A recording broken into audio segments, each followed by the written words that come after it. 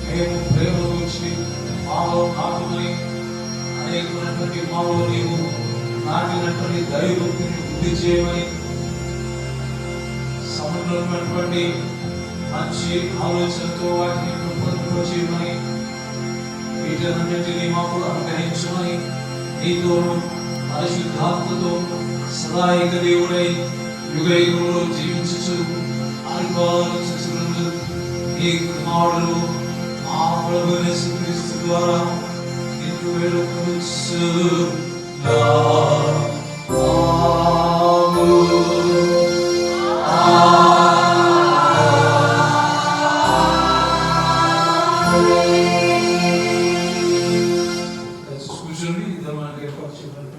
వాక్య భాగాలు చదువుగా విధం.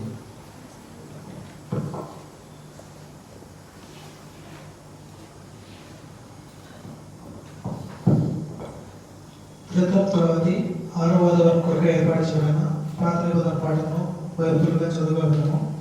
అది నిర్గమకాండము 20వ అధ్యాయం 1 నుంచి 17వ వచనం వరకు. నిర్గమకాండము 20వ అధ్యాయం 1వ వచనం నుండి 17 వరకు. దేవుడు ఈ ఆజ్ఞలను వివరించి చెప్పాడు. నీ దేవుడైన యెహోవాను నేను దాసగృహమైన ఐగుప్తు దేశంలో నుండి నేను వెలుపలికి రప్పించి తిని నేను తప్ప వేరొక దేవుడు నీకు ఉండకూడదు. పైన ఆకాశం అందే కానీ క్రింది భూమి అందే కానీ భూమి క్రింద నీళ్ళ అందే కానీ రెండు దేని రూపమునైనను విగ్రహమునైనను నీవు చేసుకోకూడదు. వాటికి సాగిలపడకూడదు, వాటిని పూజింపకూడదు. ఏడే అనగా నీ దేవుడైన యెహోవాకు నేను రోషము గల దేవుడు. నన్ను ద్వేషించు వారి విషయంలో 3-4 తరముల వరకు తండ్రుల దోషము కుమారుల మీదకి రప్పించు. నన్ను ప్రేమించి నా ఆజ్ఞలు కైకొన్న వారిని 1000 తరముల వరకు కరుణించువాడినై ఉన్నాను. నీ దేవుడైన యెహోవా నామము వ్యర్థముగా నుచ్చనింపకూడదు. యెహోవా తన నామమును వ్యర్థముగా నుచ్చనిపోవాలని నిర్దోషిగా ఎంచడు. విశ్రాంతి దినమును పరిశుద్ధముగా ఆచరించుటకు జ్ఞాపకం ఉంచుకోను. 6 దినములు నీవు కష్టపడి ఈ పని అంతయు చేయవలెను. 7వ దినము నీ దేవుడైన యెహోవాకు విశ్రాంతి దినము. దానిలో నీవైనను నీ కుమారుడైనను నీ కుమార్తె అయినను నీ దాసుడైనను నీ దాసి అయినను నీ పశువైనను నీ ఇళ్లలో ఉన్న పరదేశి అయినను ఏ పని చేయకూడదు. 6 దినములలో యెహోవా ఆకాశమును భూమిని సముద్రమును వాటిని సమస్తమును సృజించి 7వ దినమున విశ్రమించాను. అందుచేత యెహోవా విశ్రాంతి దినమును ఆశీర్వదించి దాన్ని పరిశుద్ధపరచాడు. నీ దేవుడైన యెహోవా నీకు అనుగ్రహించిన దేశంలో నీవు దీర్ఘాయుష్మంతుడగునట్లు నీ తండ్రిని నీ తల్లిని సన్మానించుము. నరహత్య చేయకూడదు, వ్యభిచరింపకూడదు, దొంగిలకూడదు, నీ పొరుగువాని మీద అబద్ధ సాక్ష్యము పలకకూడదు, నీ పొరుగువాని ఇల్లు ఆశింపకూడదు, నీ పొరుగువాని భార్యనైనను, అతని దాసునైనను, అతని దాసి అయినను, అతని ఎదురైనను, అతని గాడిదనైనను, నీ పొరుగువాడు దేనిని ఆశింపకూడదని దానికి చెప్తున్నాను. ఆమె దీంతో అది మూలం పడవచ్చు. పితృపుత్ర పవనాత్మలకు మహిమా కలుగునుగాక.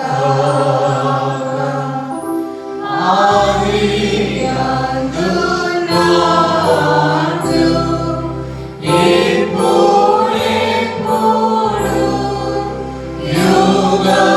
యుగయుగములు.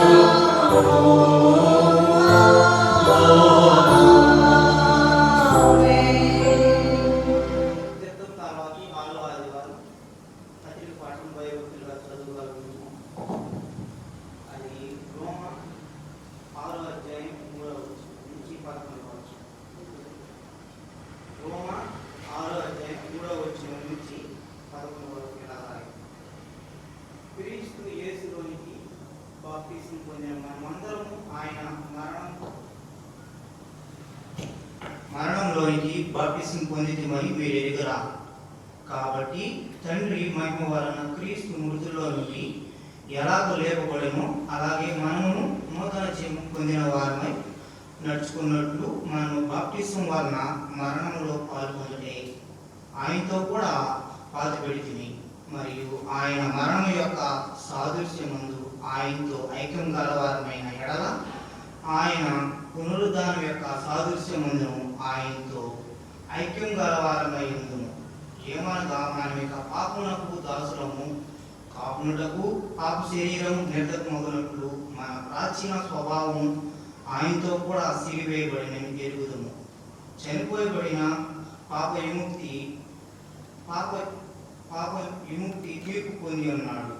మనము క్రీస్తుతో కూడా చనిపోయిన ఎడల మృతుల్లో నుండి లేచిన క్రీస్తు ఇకను చనిపోయాడని మనము మరణమునకు ఇకను ఆయన మీద ప్రభుత్వం లేదని ఎరిగి ఆయనతో కూడా జీవించుకున్నామని నమ్ముచున్నాము.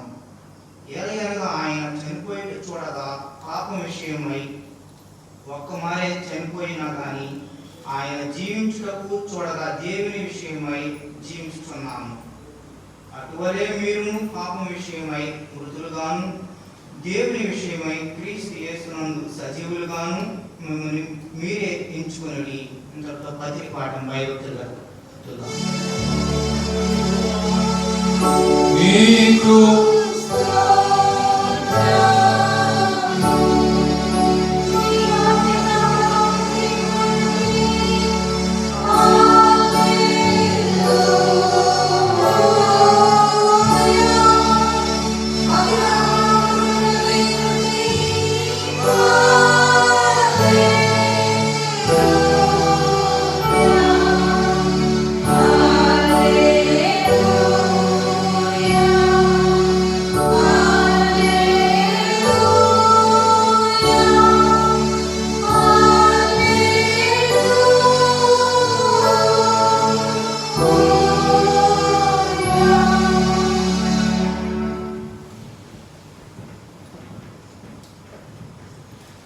త్రిత్వం తర్వాతి 6వ ఆదివారం కొరకు ఏర్పాటు చేయబడిన సువార్త పాఠం భయభక్తితో చదువుకుందాం. ఆ వాక్య భాగం మత్తయి సువార్త 5వ అధ్యాయం 20 నుంచి 26 వరకు. మత్తయి సువార్త 5వ అధ్యాయం 20 నుంచి 26 వరకు. శాస్త్ర నీతి కంటేను పరిసయ్యుల నీతి కంటేను మీ నీతి అధికం కాని ఎడల మీరు పరలోక రాజ్యంలో ప్రవేశింపనేరని మీతో చెప్పుచున్నాను. నరహత్య చేయవద్దు, నరహత్య చేయువాడు విమర్శకు లోనగునని పూర్వీకులతో చెప్పబడిన మాట మీరు విన్నారు కదా. నేను మీతో చెప్పినదేమనగా తన సహోదరుని మీద నిర్నిమిత్తంగా కోపపడు ప్రతివాడు విమర్శకు లోనగును. తన సహోదరుని చూచి వ్యర్థుడా అని చెప్పువాడు మహాసభకు లోనగును. ద్రోహి అని చెప్పువాడు నరకాగ్నికి లోనగును. కావున నీవు బలిపీఠం వద్ద అర్పణను అర్పించుచుండగా నీ మీద నీ సహోదరునికి విరోధం ఏమైనను కలదని అక్కడ నీకు జ్ఞాపకం వచ్చిన ఎడల అక్కడ బలిపీఠం ఎదుటనే నీ అర్పణం విడిచిపెట్టి మొదట వెళ్ళి నీ సహోదరునితో సమాధానపడు. అటు తర్వాత వచ్చి నీ అర్పణం నర్పింపు. నీ ప్రతివాదితో నీవును త్రోవలో ఉండగానే త్వరగా వారితో సమాధానపడు. లేని ఎడల ఒకవేళ నీ ప్రతివాది నిన్ను న్యాయాధిపతికి అప్పగించును, న్యాయాధిపతి నిన్ను బండ్రోతుకు అప్పగించును, అంతటా నీవు చెరసాలలో వేయబడదు. కడపటి కాసు చెల్లించే వరకు అక్కడ నుండి నీవు వెలుపలికి రానేరవని నీతో నిశ్చయంగా చెప్పుచున్నాను. ఆమె ఇంతటితో సువార్త పాఠం ముగించుకుంది.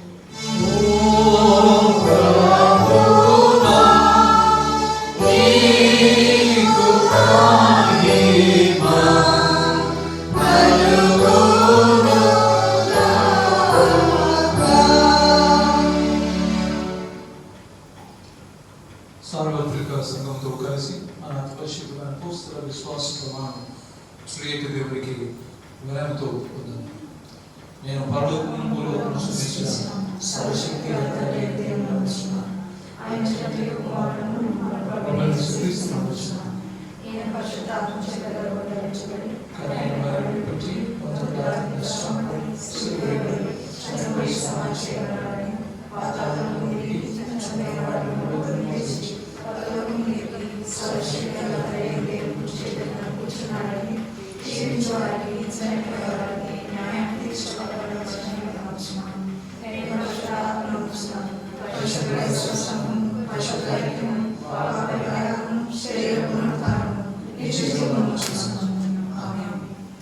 కూర్చోండి. కీర్తన సంఖ్య 348 వాక్యం.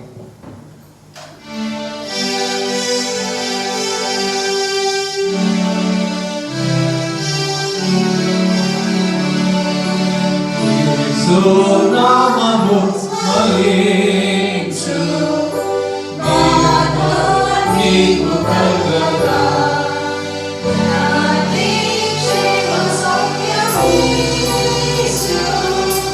God is not in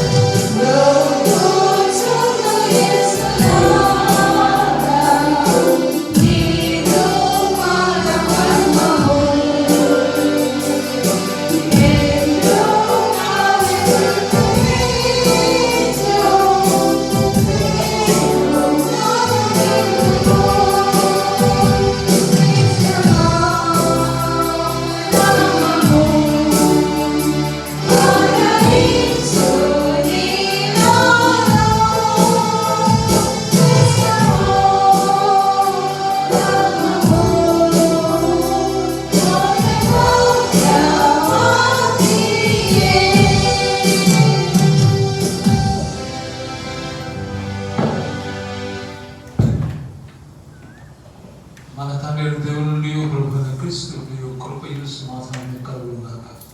ఆమేన్. దయచేసి ఈ కృతజ్ఞత తర్వాత 6వ ఆదివారానికి పరిచయం పత్రిక పాఠం మరోసారి చదువుకుందాం. రోమా పత్రిక 6వ అధ్యాయం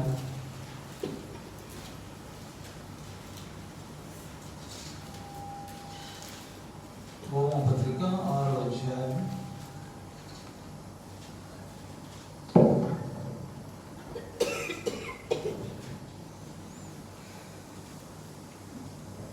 రోమా పత్రిక 6వ అధ్యాయం 8వ వచనాన్ని మరోసారి చదువుకున్నాం. మనము క్రీస్తుతో కూడా చనిపోయిన వేళ మృతుల్లో నుండి లేచిన క్రీస్తు ఇక చనిపోవుడు. ప్రార్థన చేద్దాం. రవికలుగా ప్రేమిస్తున్న యేసయ్యానికి స్తోత్రం. మా తండ్రి, నీ గాయపడిన హస్తాలకు మమ్మల్ని వ్యాపి చెప్పుకుంటున్నాం. ప్రత్యేకించిన తండ్రి, ఈ దానం మా ప్రభావాన్ని పరిశుద్ధ నామంతో, నీ ఆరాధనతో, నీ స్తుతిని, కీర్తనతో ఈ దాసులమైనటువంటి మేము ఈ భయంకరమైనటువంటి కరోనా దినాల్లో మా తండ్రి నీ ఆరాధన కూడి వచ్చినటువంటి బిడ్డలు బట్టి నీకు స్తోత్రం. తండ్రి, నీ గాయపడితో మనం తాకమని వాక్యాన్ని బోధిస్తుండగా మీ సహాయము మీ ఆలోచన మాకు దయచేయండి. సమస్త కర్తవ్యాలు మీరే పొందాలి. యేసు నామములో వేడుకుంటున్నాము తండ్రి. ఆమేన్. దయచేసి కూర్చోండి. ప్రభువునందు ప్రేమించబడుచున్నటువంటి ప్రియమైన క్రైస్తవ సంఘాన్ని బట్టి దేవునికి స్తోత్రం. ఈ ఆదివారం దినాన దేవుని యొక్క పరిశుద్ధ సన్నిధిలో కూడి వచ్చినటువంటి వాళ్ళందరూ బట్టి దేవునికి స్తోత్రం. దేవుడు తన మహాకృపలో మనకిచ్చినటువంటి ఆరోగ్యాన్ని బట్టి, మనకిచ్చినటువంటి క్షేమాన్ని బట్టి, మనకిచ్చినటువంటి ఆయన సంపూర్ణమైనటువంటి కృపను బట్టి దేవునికి స్తోత్రం చెల్లించుకుంటున్నాము. ఎందుకంటే దేవుని కృప లేకుంటే మనం నిర్మూలముగా అయిపోతాం.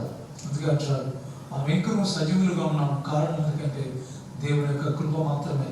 ఎందుకంటే ఈ చిన్న పురుగు, చిన్న వైరస్, కంటికి కనిపించినటువంటి వైరస్ వల్ల ప్రపంచమంతా కూడా ఏ ఒక్క దేశం కాదు, ఏ ఒక్క జాతి కాదు, ఏ ఒక్క మతం కాదు. ఇది మతానికి సంబంధం లేదు, జాతికి సంబంధం లేదు, దేశానికి సంబంధం లేదు, వ్యక్తులకు సంబంధం లేదు, స్త్రీ పురుషులు లేదు, ఏ భేదము లేదు. అందరూ పాపం చేసి దేవుడు అనుగ్రహించు మహిమను ఎలా పొందలేకపోతున్నారు ప్రపంచం అంతా కలిసి. అందుకనే ఒక గొప్ప స్టేట్మెంట్ దేవుడు ప్రతి ఒక్కరమైనటువంటి ప్రతి విశ్వాసి గ్రహించాలి. ఒకవేళ ఇతరులు గ్రహించవచ్చు, గ్రహించలేకపోవచ్చు, కానీ విశ్వాసి మాత్రం, దేవుని ఆరాధించేటువంటి వారు మాత్రం ఈ సత్యాన్ని మనసులో పెట్టుకోవాలి. అదేంటంటే దేవుని ముందు అందరూ సమానం లేదు. దేవునికి ఎవ్వరు భేదం లేదు. అమెరికా వాళ్ళని ప్రేమించడు, ఇంగ్లీష్ వాళ్ళని ప్రేమించడు, జర్మన్ వాళ్ళని ప్రేమించడు. ఎందుకంటే వాళ్ళు మతాన్ని మనకు ఇచ్చారు. వాళ్ళు క్రైస్తవ మతాన్ని మన దేశంలో వాళ్ళు ప్రచారం చేసినందుకు వచ్చారు. మిషనరీలుగా వచ్చి వాళ్ళు వారి మతాన్ని మన మధ్య ప్రచారం చేశారు. వారి యొక్క కల్చర్ని అనేకమైనటువంటి వాటిని మనం పుచ్చుకున్నాం. వాటన్నిటితో పాటు యేసును ప్రత్యేకంగా మనము నమ్మి విశ్వసించినాం. అంత మాత్రం చేత వారు మనకు దేవుని వాక్యం తెచ్చారన్న ఉద్దేశంతో వారిని ఊరికైనా వదిలేసేటువంటి దేవుడు కాదు. కాబట్టి ఈ కరోనా వైరస్ ముందు అందరూ సమానులే. అదేవిధంగా దేవుని ముందు కూడా ప్రతి ఒక్కరు కూడా ఏ వ్యక్తి ఏ భేదం లేదు. అందుకే అంటున్నాడు, దయచేసి గమనించాను. రోమా పత్రిక 3వ అధ్యాయం 11వ వచనం, 11-12 వచనం. రోమా పత్రిక 3వ అధ్యాయం.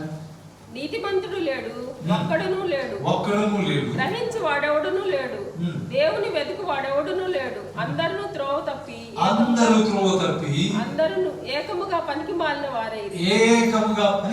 వారైనారు. ప్రేమల వారు ఎవ్రీవన్. ఇక్కడ మనం గమనించాల్సినటువంటి గొప్ప విషయాన్ని దేవుడు మనకి సిద్ధపరుస్తున్నాడు. ఏంటంటే అందరూ పాపం చేసి, ఏ భేదం లేదు. జర్మన్ వారిని, అమెరికా వారిని, ఇంకొక దేశస్తులని ఏ భేదం లేదు. అందరూ దేవుని ముందు సమానులే. ప్రత్యేకంగా ఈ యొక్క స్టేట్మెంట్ మనం గమనించాలి. ఎందుకంటే దేవుని యొక్క జడ్జిమెంట్ ప్రేమ వల్ల ఒక సత్యాన్ని మనం గ్రహించాలని కోరుకుంటున్నాం. అదేంటంటే మనం అందరం అనుకుంటాం, ఏమనుకుంటామంటే దేవుడు ప్రేమ కలిగిన వాడు, దేవుడు ఎంత ప్రేమ కలిగిన వాడు, దేవుడు ఎంత కృప కలిగిన వాడు అనుకుంటాం. కానీ దేవుడు ప్రేమ కలిగిన వాడే కాదు, ఆయన కేవలం ప్రేమతో ఉన్నటువంటి వాడు కాదు, ఆయన నీతిమంతుడు, మంచివాడు. ఆయన ప్రేమించింది, ఆయన ప్రేమ ఎక్కడ కనబడుతుందంటే యేసు ఈ లోకానికి రావడంలో కనబడుతుంది. యేసును మనకు అనుగ్రహించేదానికి మన మీద ఉన్నటువంటి మంచితనాన్ని బట్టి, ఆయన మంచితనాన్ని బట్టి, ఆయన నీతిని బట్టి దేవుడు తన ఒక్కడైన కుమారుని లోకానికి అప్పగిస్తాడు. కాబట్టి దేవుడు ప్రేమవంతుడు. దేవుడు ఎంతవరకు అంటే తన కుమారుడు ఇచ్చినంత వరకే. ఒక్కసారి ఆయన కుమారుడు మరణించిన తర్వాత, ఒక్కసారి ఆయన కుమారుడు పాప క్షమాపణ యజ్ఞాన్ని, యాగాన్ని శిలువలో జరిగించిన తర్వాత ఎవరైనా పాపం చేసిన ఆ పాపంకు క్షమాపణ ఉండదు, కానీ దానికి తీర్పుకు నీవు వెళ్ళవలసిన వాడవేంటావు. So once you are saved, ఒక్కసారి నీవు రక్షింపబడ్డావు, నువ్వు అవునన్నా కాదన్నా యేసు యొక్క రక్తం మీదకి వస్తుంది. నువ్వు కోరుకుంటే ప్రభువా నీ రక్షణ నాకు ఇవ్వు అంటే ఇచ్చేటువంటి దేవుడు. ఏమాత్రం భేదం లేదు, ఏ జాతి లేదు, భేదం లేదు. కాబట్టి దేవుడు ఎటువంటి వాడంటే అందరికీ దేవుడు అయినాడు. ఇటువంటి గొప్ప దేవుడు, ప్రేమ కలిగిన వాడు. ఒక పక్క అయితే ఆయన న్యాయవంతుడు, నీతివంతుడు అయినాడు. ఆయన దగ్గర జడ్జిమెంట్ ఉంటుంది. నీతి జడ్జిమెంట్ కోరుతుంది, నీతి న్యాయాన్ని కోరుకుంటుంది. న్యాయం చేసేవాడు న్యాయాధిపతి. ఆయన నువ్వు అన్యాయం చేస్తే న్యాయం తీరుస్తాడు. కాబట్టి God ever is a judge. దేవుడు ప్రతి సమయంలో ఆయన న్యాయాధికారి అయినాడు. నువ్వు ఏం తప్పు చేసినా సరే, ఏ పాపం చేసినా సరే దానికి నువ్వు శిక్ష అనుభవించాల్సిందే. కానీ ఒకటి మాత్రం ఉంది, నీవు నమ్మిన ఎడల, యేసును నమ్మిన ఎడల, యేసునందు విశ్వాసం వచ్చిన ఎడల. అందుకే అంటున్నాడు ఈరోజు అపోస్తలుడైనటువంటి పౌలు ఈ రోమపత్రిక 6వ అధ్యాయంలో ఆయన తప్పదలుచుకున్నటువంటి టాపిక్ ఏంటంటే, ఆయన చెప్పదలుచుకున్నటువంటి గొప్ప సత్యం ఏంటంటే బాప్తిసాన్ని గురించినటువంటి బోధ మనకు చేస్తున్నారు. అని అందరికీ తెలుసు. ఎందుకంటే మనం ఇక్కడ Catholic church, Lutheran church, Methodist church, CSI church, ఇంకా అనేకమైనటువంటి ఇతర ఆర్థడాక్స్ చర్చెస్ అన్నీ కూడా ఎవ్వరు పిల్లలకి, చిన్న బిడ్డలకు బాప్తిసం ఇస్తారు అనగా కేవలం చిలకరింపు మాత్రమే. కేవలం చిలకరింపు మాత్రమే. నీళ్లు చల్లేవారు కొంతమంది అయితే, నీళ్లు పోసేవారు కొంతమంది అయితే ఇంతవరకే బాప్తిసం ఉంటుంది. కానీ మిగతా చర్చెస్, పెద్దోస్ చర్చ్ కావచ్చు, బాప్టిస్ట్ సంఘం కావచ్చు, అనేకమైనటువంటి ఇతర సంఘాలు చేస్తుంది ఏంటంటే దే విల్ సింక్, ముంచి పైకి లేపుతారు. ముంచి నీళ్ళలో మునిగుతాం. ఎందుకంటే బాప్టిస్మో అనగా టు సింక్ దెమ్, ముంచి పైకి లేపుతారు. దీనికి సాదృశ్యం ఏంటంటే ఏదైనా చెప్తున్నాడు, క్రీస్తు మృతులలో నుండి మన కోసం చనిపోయి తిరిగి ఏ విధంగా లేచాడో దానికి సాదృశ్య రూపంగా ఆయన ప్రభువు లోకంలో అమూల్యమైనటువంటి సింహాసనం మీద, ఆయన ఉన్నటువంటి సింహాసనం ఎటువంటి సింహాసనం మనకు తెలుసు. అది అమూల్యమైనటువంటి అత్యున్నతమైనటువంటి సింహాసనం.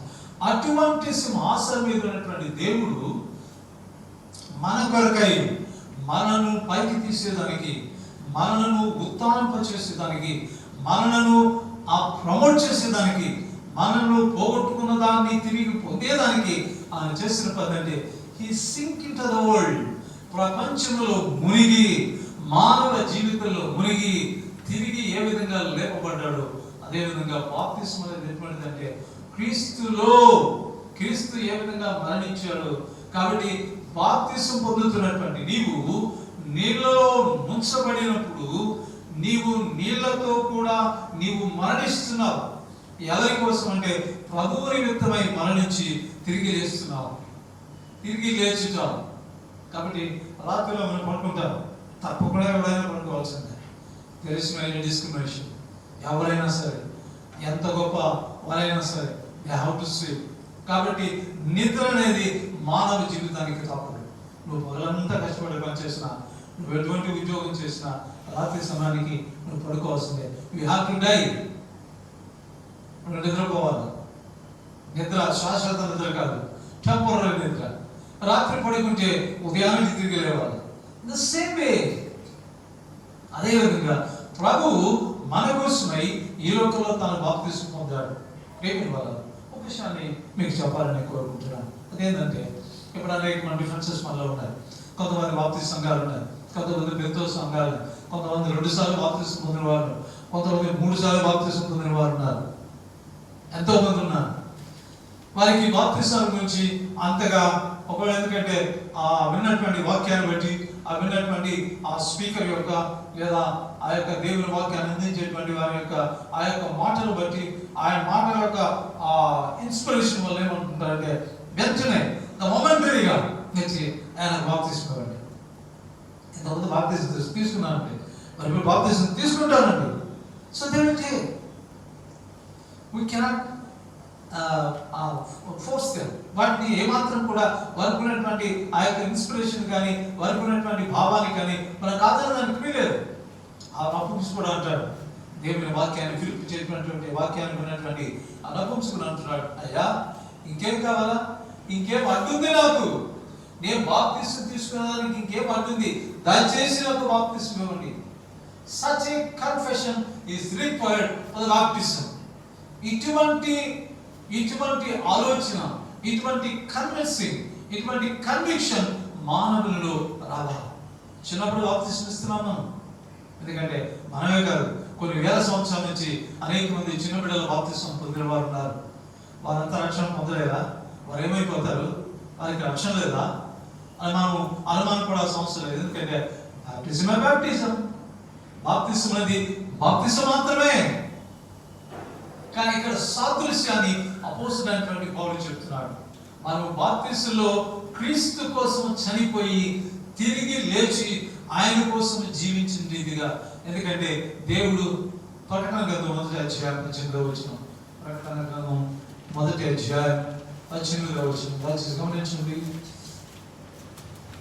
నేను మొదటి వాడను కడపటి వాడను, జీవించు వాడను గాని ఇదిగో యుగయుగములు సజీవుడనై ఉన్నాను. నేను మరణించితిని కానీ ఇదో యుగయుగములు జీవించుచున్నాను, సజీవుడనై ఉన్నాను. ప్రేమ వాళ్ళ ఎవడైతే క్రీస్తు కోసం చనిపోతాడో, అనేక మంది నాకు తెలిసినటువంటి ఒక వ్యక్తి తెలుసు. ఆయన కూడా ఒక చైర్మన్ గా పనిచేశాడు ఒక సంఘానికి. ఆయన ఒక దూర ప్రాంతానికి వెళ్ళాడు, దూర దేశానికి వెళ్ళాడు, అరకు మాత్రం ప్రదేశానికి వెళ్ళి అక్కడ పెంతెకోస్తు చర్చికి వెళ్ళాడు. ఎందుకంటే ఆ కూతురు వాళ్ళు పెంతెకోస్తు చర్చికి పోతారు. వెళ్ళిన నేను కూడా పెంతెకోస్తు చర్చికి అటెండ్ అయ్యాడు. వెళ్ళిన తర్వాత ఆ ప్రేమిల వల్ల ఆయన వెళ్ళిన తర్వాత అక్కడ ఆయనకు ఒక అక్కడ ఉన్నటువంటి వాక్య ఉపదేశకులు లేదా పాస్టర్ గారు ఆ ప్రసంగం అయిపోయిన తర్వాతనే కూతురు అక్కడో లేకుండా ఎవరో వచ్చి అయ్యా మా తండ్రి గారి బాప్తిసం ఇవ్వండి అన్నారు. ఈయన కూడా బాప్తిసం ఇచ్చారు. రెండోసారి, ఎందుకంటే ఆయన ఎప్పుడు వచ్చినప్పుడు బాప్తిసం పొందాడు, రెండోసారి బాప్తిసం పొందిన వల్ల ఏముండాలంటే they must be a change. You must die for him. నీ కోసం చనిపోయినటువంటి వాని కోసమై చనిపోతేనే సాదృశ్యం, చనిపోతేనే కానీ that cannot be baptism. Unless you die, నీ జీవితం, నీ జీవితపు కోరికలు, నీ జీవితపు ఆలోచనలు, నీ జీవితపు విధానం, the style of your life must die for him. నీ కోసం సిలువలో బాప్తిసం పొంది, నీ కోసం కాల్చబడి, యోర్దాను నదిలో బాప్తిసం పొంది, యోర్దాను అరణ్యంలో కాల్చబడినటువంటి వాడు, తన కోరికలన్నీ కాల్చి వేసుకున్నటువంటి వాడు. It's an ordinary man. ప్రభువు ఒక సాధారణమైనటువంటి మనిషి, నీవలే నావలే కోరికలు ఉన్నటువంటి మనిషి, ఒక ఎవరి బిడ్డ. కానీ బాప్తిసం పొందిన వెంటనే, ఆయన ముంచబడి బాప్తిసం తీసుకొని వచ్చిన వెంటనే ఆయన చేస్తున్న పని ఏంటంటే హీ వాస్ బర్న్. ఏ విధంగా ఆ యొక్క మందపు సాక్షి దేవాలయంకు తీసుకొచ్చేటువంటి గొర్రెలను పశువులు తీసుకొచ్చిన తర్వాత మొదటి యాజకులు చేసే పని ఏంటంటే దాన్ని కలుగుతారు. నీవు తెచ్చినటువంటి అర్పణను కడుగుతారు. కడిగిన తర్వాత దాన్ని కట్ చేస్తారు, ప్రిపేర్ చేస్తారు. ఆ ప్రిపేర్ చేసి తీసుకొచ్చిన దాన్ని ఆ యొక్క దహన బలిపీఠం మీద పెట్టి దాన్ని దహించి వేస్తారు. ఇన్ ద సేమ్ వే వారు కూడా తాను మన నిమిత్తమై, ఆయన కోసం కాదు, గొప్పతనం కోసం, మన మంచితనం కోసం. ఎవరైనా మంచి వారి కోసం చనిపోతారా? ఎవరైనా మంచి జీవితంతో చనిపోయారు ఎవరైనా ఉంటారా? ఎవరు లేరు. There is none. కానీ ఎవరి కొరకంటే మానవ జాతి నిమిత్తమై, మానవులను సంరక్షించేదానికి, మానవులకు విడుదల కలిగించేదానికి ప్రభువారు తాను దహింపబడినటువంటి దేవుడు. ఏమైనా దీనికి ఇంకేం అవసరం నీకు? But I want to revive that. మనం రక్షించాలా, ఈ గొప్ప ఉద్దేశంతో నేను నా వారి కోసం చనిపోతున్నాను. ఇదిగో మొదటి వాడు నేనే, కడపటి వాడు కూడా నేనే, కానీ మరణించాను. I have died. ఎవరి కోసం చనిపోయారండి? నా వారి కోసం, నన్ను విశ్వసించే వారి నిమిత్తమే. ఎవరైతే నా ఎద్దుకు వస్తారో వారందరూ కూడా జీవించడానికి నేను వారి నిమిత్తమై మరణించాను. అదేవిధంగా యోర్దాను నదిలో బాప్తిసం పొంది యోర్దాను అరణ్యంలోకి వెళ్ళి దయచేసి గమనించండి. మార్కు సువార్త 1వ అధ్యాయం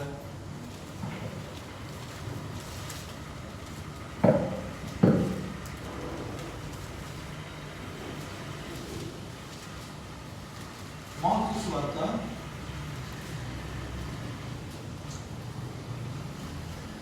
అధ్యాయం 14-15 వచనాలు. యోహాను చెరపట్టిన తర్వాత యేసు కాలము సంపూర్ణమై ఉన్నది, దేవుని రాజ్యము సమీపించి ఉన్నది, మారు మనసు పొంది స్వార్థ నమ్ముడని చెప్పుచు. 11 మరియు నీవు నా ప్రియ కుమారుడవు, నీ యందు నేను ఆనందించుచున్నానని ఒక శబ్దము ఆకాశం నుండి వచ్చెను. వెంటనే పరిశుద్ధాత్మ ఆయనను అరణ్యంలోనికి త్రోసుకొని పోయెను. ఆయన సాతాను చేత శోధింపబడుచు అరణ్యములో 40 దినములు అడవి మృగములతో కూడా నివాసము చేసి ఆయన బాప్తిసం పొందిన వెంటనే యూదా అరణ్యములోనికి వెళ్ళి సాతాను చేత శోధింపబట్టుకు అనేకమైనటువంటి భయంకరమైనటువంటి జంతువుల మధ్య ఈ రెండవ ఆదాము, మొదటి ఆదాము దేవునికి విరోధంగా ప్రవర్తించాడు. మొదటి ఆదాము దేవుని ఆజ్ఞను ఉల్లంఘించాడు. మొదటి ఆదాము దేవుని తిరస్కరించాడు. మొదటి ఆదాము he was a rebellion against God. దేవునికి విరోధముగా ప్రవర్తించి దేవుని ఆజ్ఞను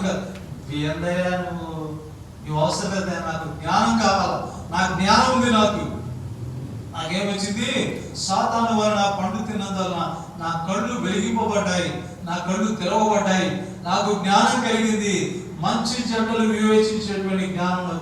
నీ బట్టి వాడిని కూడా నీకు నాకు అంత డిఫరెన్స్ ఏం లేదు. నీ అక్కర్లేదు, నాకు అవసరం లేదు, ఎందుకంటే నా జ్ఞానం వచ్చింది. కానీ మన ప్రభు ఎవరైతే మన నిమిత్తమై బాప్తిసం పొందాడు, ఎందుకు బాప్తిసం పొందాడంటే ఆయన బాప్తిసం పొంది ఎన్ని మైళ్ళు నడిచాడు తెలుసా?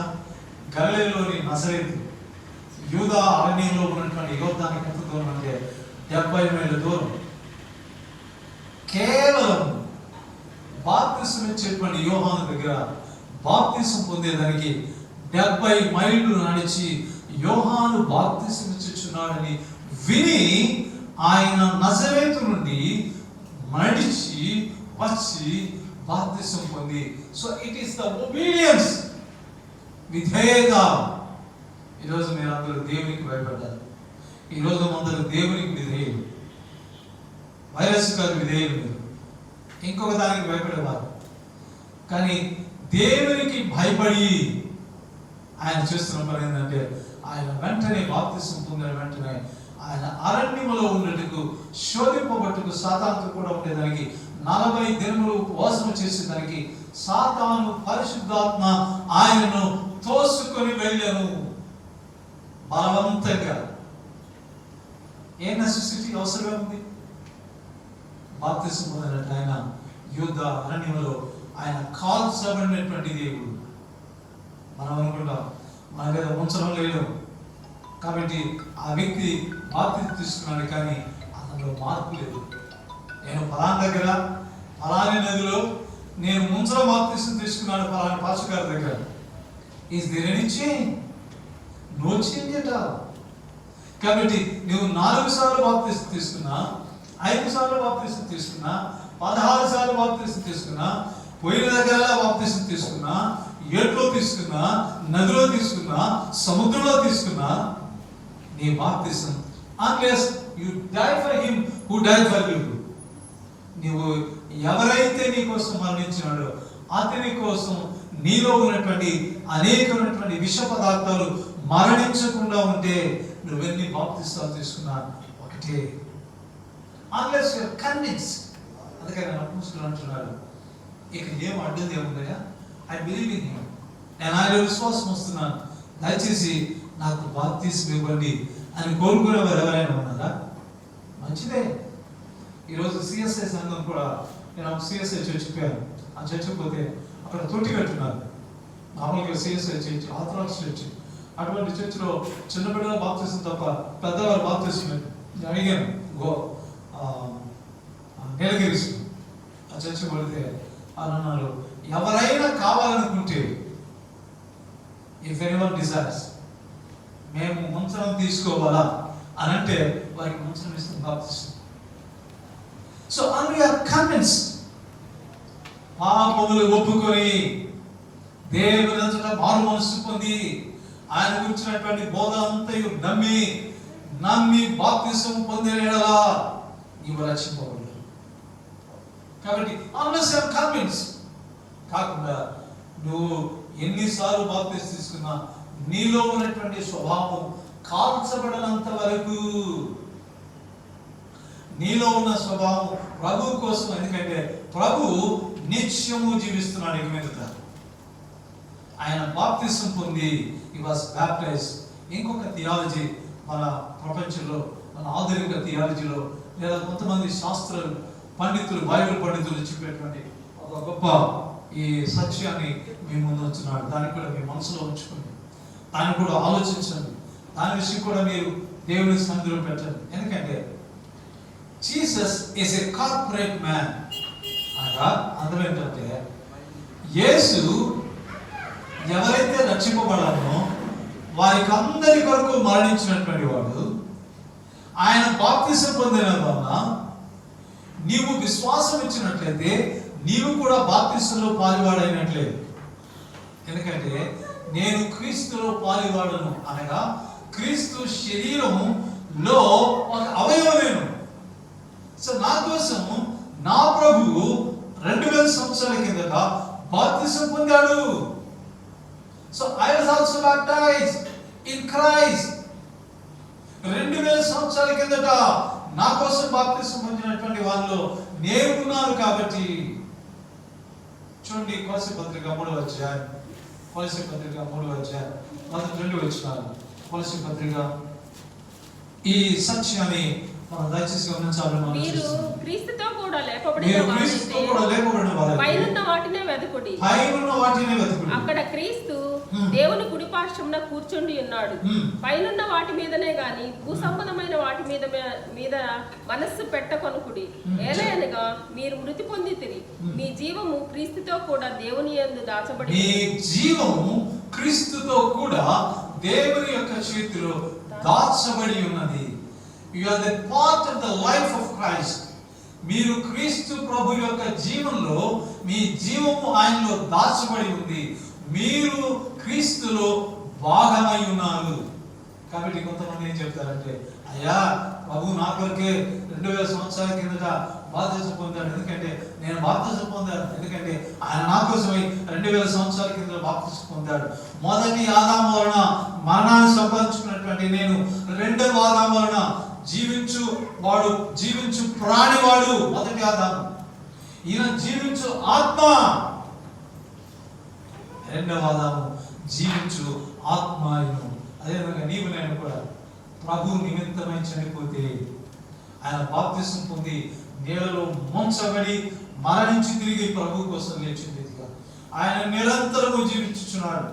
కాబట్టి ఆయన యొక్క బాప్తిసంలో ఆయన వలె నీవు క్రీస్తు నిమిత్తమై మరణించినట్లయితే తిరిగి లేచినట్టు నీవు మరణం నీకుండదు.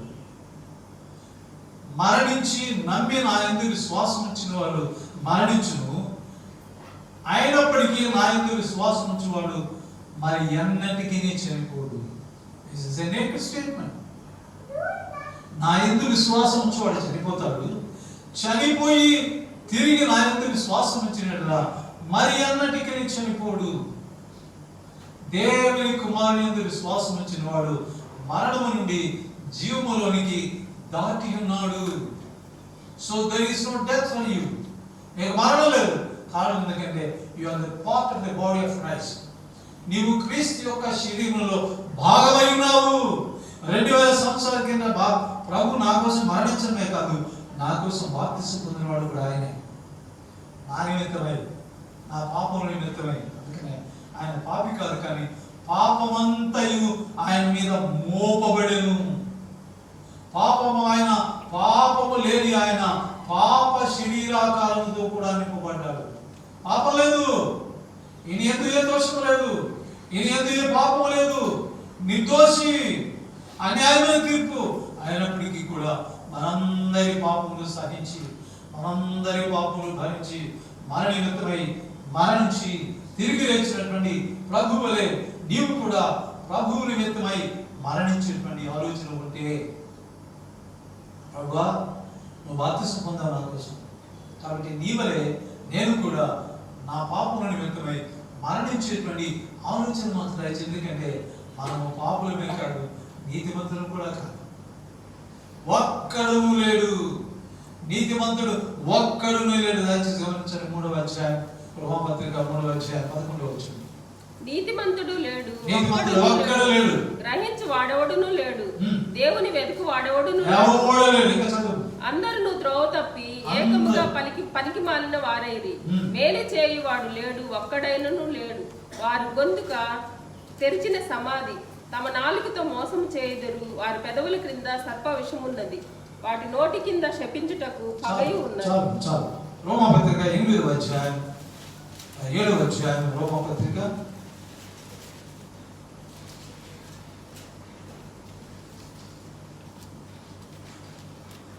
7వ అధ్యాయం